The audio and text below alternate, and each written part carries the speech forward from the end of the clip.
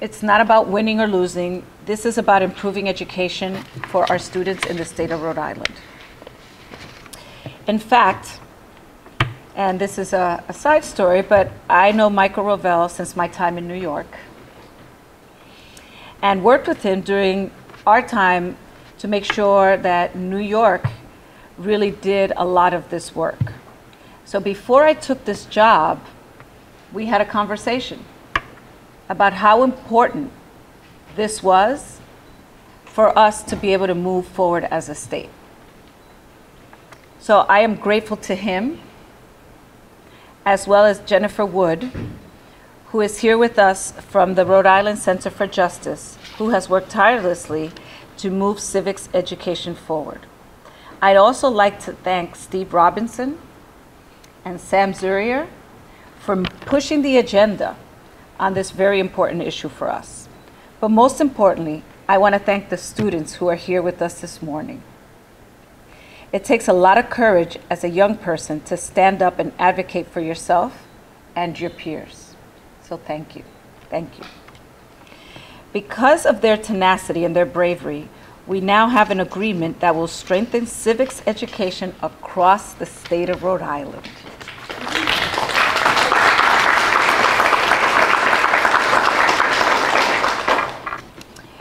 We're happy to announce the upcoming establishment of the Rhode Island Civics Readiness Task Force to consider specific measures to improve the quality of civics education in Rhode Island.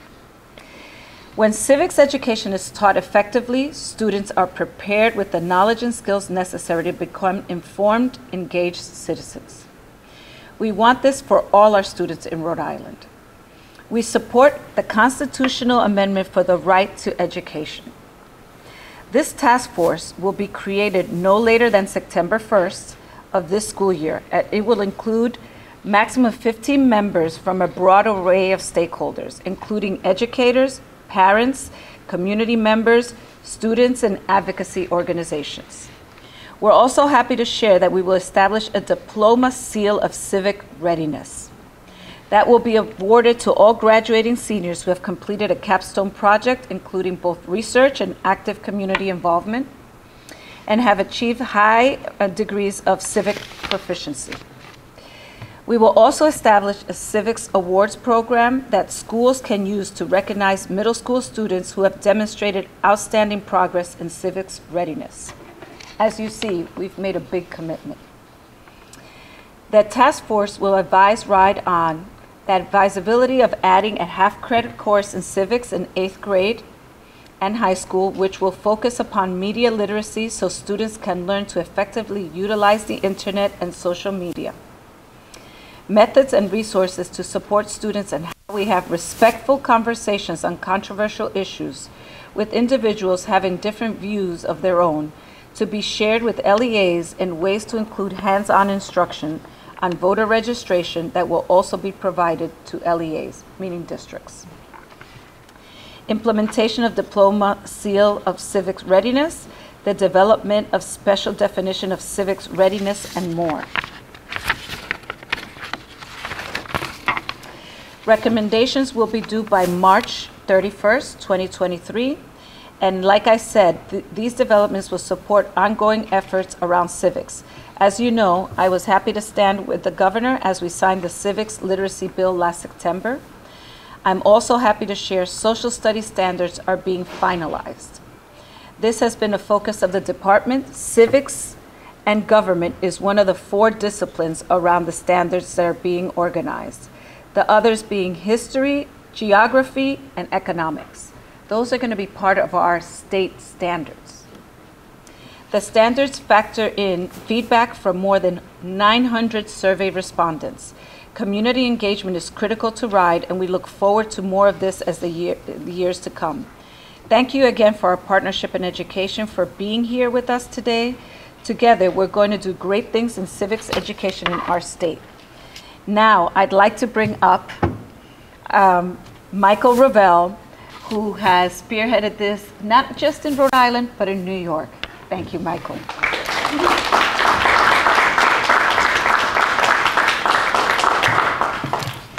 Okay, thank you so much, Commissioner, for those really inspiring words.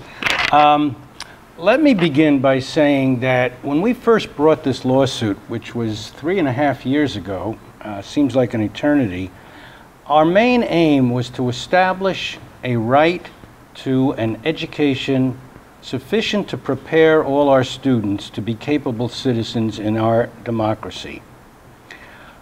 We have not established this as a constitutional right at this point, but we have established a context and a process that I think will strengthen civic education in Rhode Island so that the ultimate aim that this was all about, which is preparing all our students to be capable citizens for our democratic society, is going to be a reality, at least in Rhode Island, not necessarily in the rest of the country at this point. But, you know, looking back, I do believe this lawsuit was really important. What we've been able to accomplish, and the we, of course, includes my really distinguished co-counsel, who were an incredible team at every stage.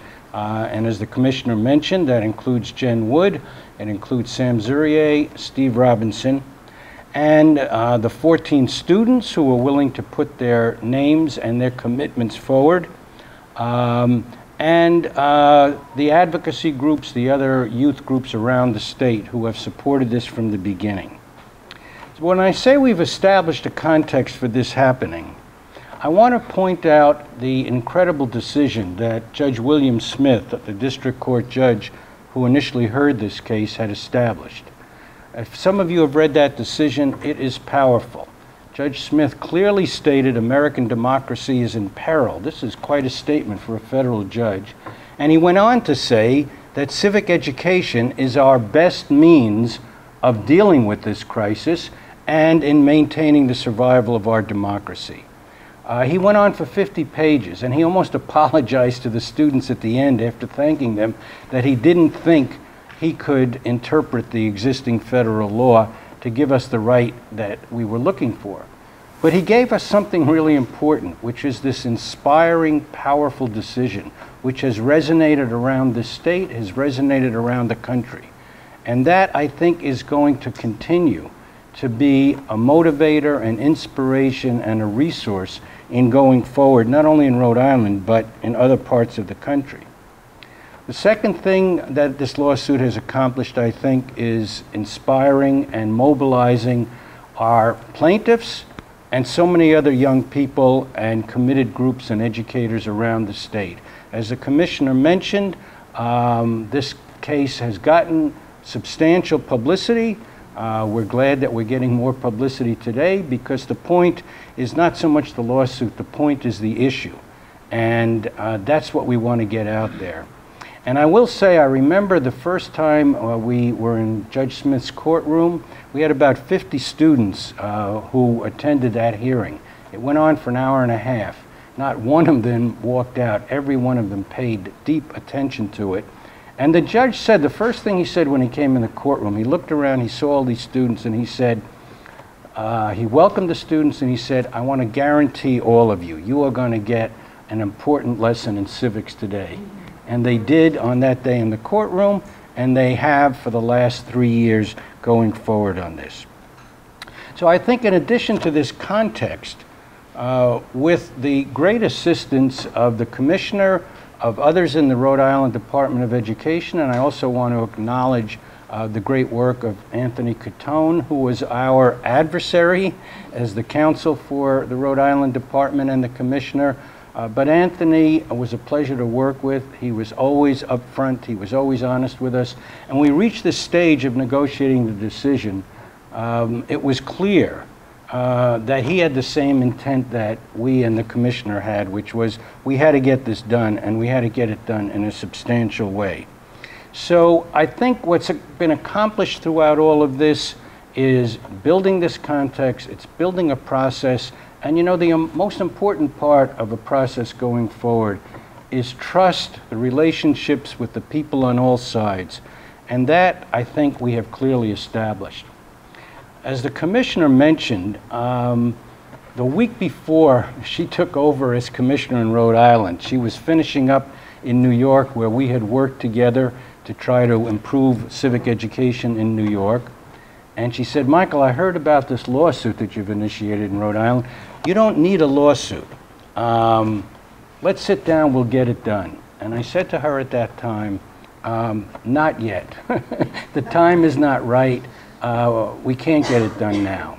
But she was true to her word. I think we have gotten it done. At least we've gotten the process done. We're going to get this task force set up. And I am confident with the commitment, the dedication, the enthusiasm that we have from our student plaintiffs, other students, advocacy groups around the state, and the very meaningful, sincere commitment from the Commissioner and the Department of Education here. We will improve and strengthen civic education in Rhode Island, and we're all hoping this is going to be a model for the rest of the country, because as Judge Smith made clear, our democracy is in peril, and we're all looking for ways that we can do something. This is something we can do. We can prove our civic education. We can create students who can maintain and improve our democratic society. So at this point, I'd like to call on my colleague. One of my personal pleasures, I must mention, in getting involved in this lawsuit was meeting Jen Wood, who I had not known before I came to Rhode Island, to see whether there would be sufficient community support among the legal community and the youth community here for this kind of lawsuit. And Jen was one of the first people who stepped forward and said, this is important, how can I help? And she's been the most phenomenal help ever since. So Jen Wood, the Executive Director.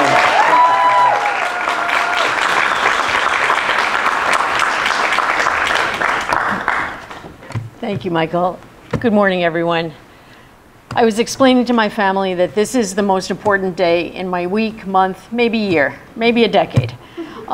Because today we pivot from the tool of social change that is litigation to actually making change.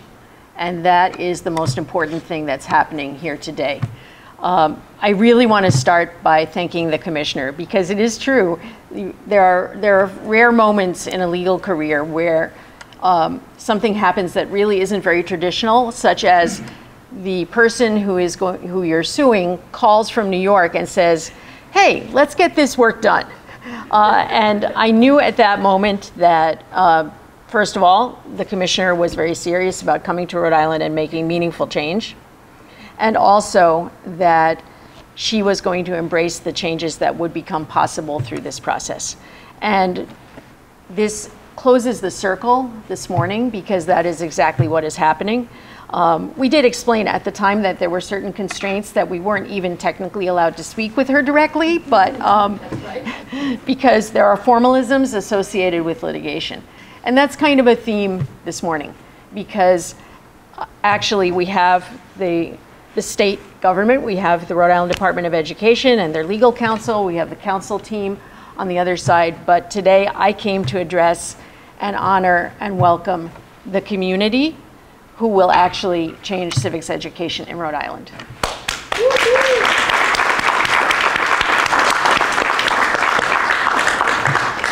And as I mentioned, really, litigation is not an end in itself. It is a tool for change. And meaningful social change sometimes, not always, happens through litigation in a variety of ways. And not always through winning in a courthouse, but sometimes through galvanizing around an issue. And this morning, we have with us all of the elements that are going to actually transform equitable access to robust civics education in Rhode Island. And if we do it right here, this can spread to other places. This task force that the Commissioner is establishing and empowering is a very important sea change in our environment in terms of elevating the importance of civics education to where we all, everyone in this room, I believe, already had it at that level of importance in our lives and in our minds, but that has not necessarily always been reflected in policy and in implementation.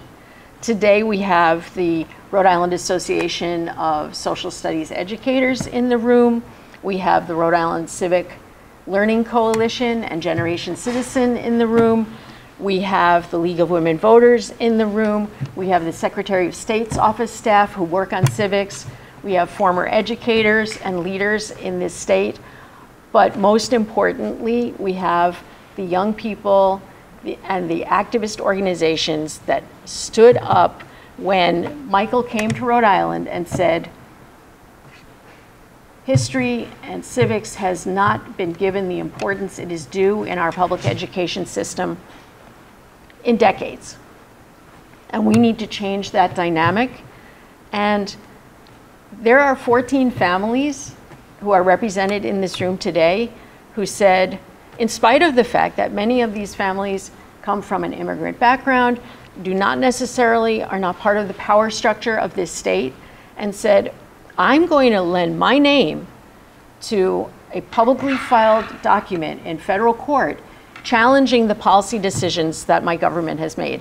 This is a courageous act. For those of us that litigate cases and work in these hallways, not so much. But for private citizens, for young people, teenagers, and their parents, to stand up and say, yeah, you can put my name on that lawsuit, and I am going to represent for all other public school students in the state of Rhode Island and in the context of the case in the United States of America. That's real courage. And I know this because I sat with these young people and their families and asked them, are you okay? Will you feel safe doing this? And what are the possible outcomes and pathways that we may encounter over the next 4 years? Because that is also the big shock. The young people who started with us in this case, most of them have graduated from high school in the intervening years, and to a person, this case has changed their lives in one way or another. But it's not just the named plaintiffs who have carried this case on their shoulders, because all of those families were part of and connected to civic organizations, activist organizations, organizations working for better public education, more inclusive and more equitable.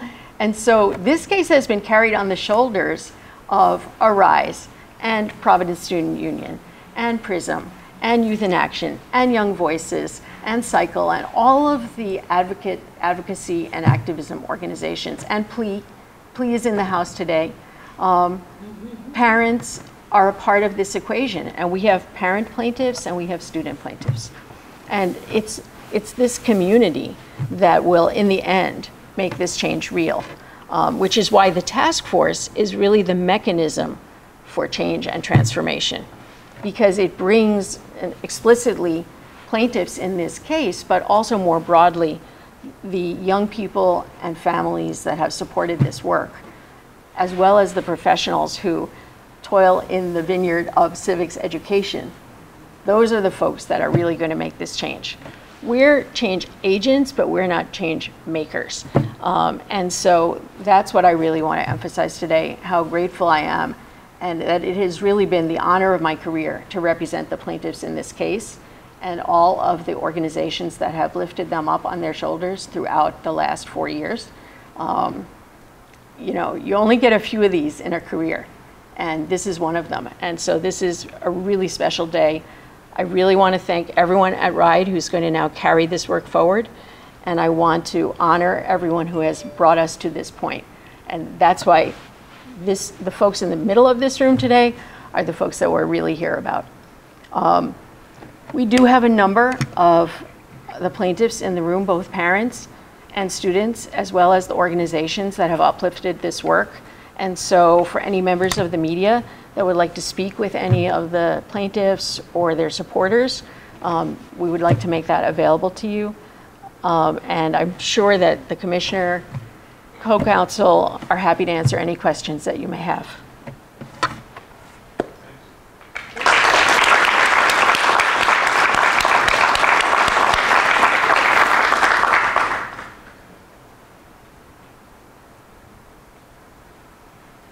Linda. This would be either for you or one of your co-counsel.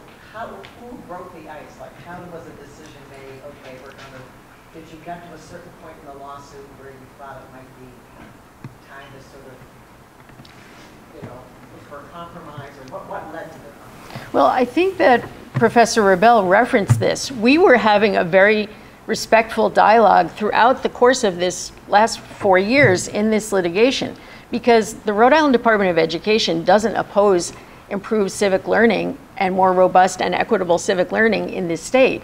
Really, we had a legal dispute about what is protected by the US Constitution. The goals of the litigation have been largely shared throughout. We had differing viewpoints on what the case law provides and what the US Supreme Court has said students have a right to. So while we were having that discussion, and by the way, a critically important legal debate and discussion to have and to continue into the future, there was never any belief on any of our part, I don't think, that the department and the commissioner wished to engage with the community to enhance and improve history and civic instruction. That has never been at issue in this case. Really, the question in the case had been how best to achieve that, and what does the US Constitution, as interpreted by the US Supreme Court, provide? So there's been common cause on the underlying goals, as I think everyone has already mentioned. Just a quick follow-up. When you lost at the appellate level, did that change the discussion with Rhode and the commission? Well, obviously, we intensified the conversation about how are we going to pivot to getting this done, people? Because we could have spent another whole round and gone to talk to the US Supreme Court about this issue. But at that point, it really seemed like, given all of the facts and circumstances, that because we knew there was a commonality of belief that work needed to be done here on the ground in Rhode Island, that we should really pivot to getting it done. I think everybody was willing. I think that's a fair description, yes. And do any of the youth want to come up to the podium? I think we can do that one-on-one.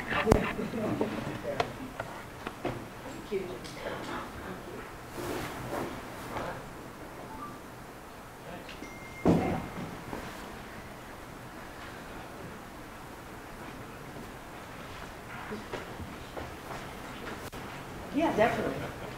Can we get a photo with you, Commissioner? Absolutely. Okay, let's get a group shot, folks. Absolutely.